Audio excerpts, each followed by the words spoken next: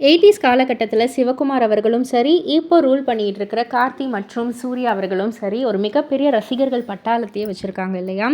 ரீசெண்டாக வந்து நம்ம கார்த்தி ஒரு மேடை நிகழ்ச்சியில் பேசியிருக்காரு. அவர் எங்கே பேசியிருந்தாரு அப்படின்னா, அவருடைய அப்பா சிவகுமார் அவர்கள் படித்த கோவையில் இருக்கும் சூலூர் அரசு பள்ளி நூற்றாண்டு விழாவில் தான் வந்து பேசியிருக்காரு. அவர் வந்து என்ன சொன்னாருன்னா, அவங்களுடைய அத்தை வந்து கல்வி கட்டணம் செலுத்த முடியாமல் சிரமப்பட்ட சூழலை வந்து சொல்லி கண்ணீர் மல்க அதை வந்து நினைவு கூர்ந்திருக்காரு. அது மட்டும் இல்லாமல் அந்த ஒரு சிச்சுவேஷனெல்லாம் வந்து சொல்லி அந்த பள்ளிக்கு 5,00,000 ரூபாய் நன்கொடையும் வந்து கொடுத்துருக்காரு. இதை பார்த்த உடனே அவருடைய அப்பா சிவகுமார் அவர்கள் ரொம்பவே எமோஷ்னல் ஆகி நெகிழ்ச்சி அடைந்து கண் கலங்கி கார்த்தி அவர்களை கட்டி அணைத்து அந்த ஒரு தருணமே ரொம்பவே நெகிழ்ச்சியாகவே இருந்துச்சு. எல்லாரையுமே கண் கலங்க வச்சிருச்சு.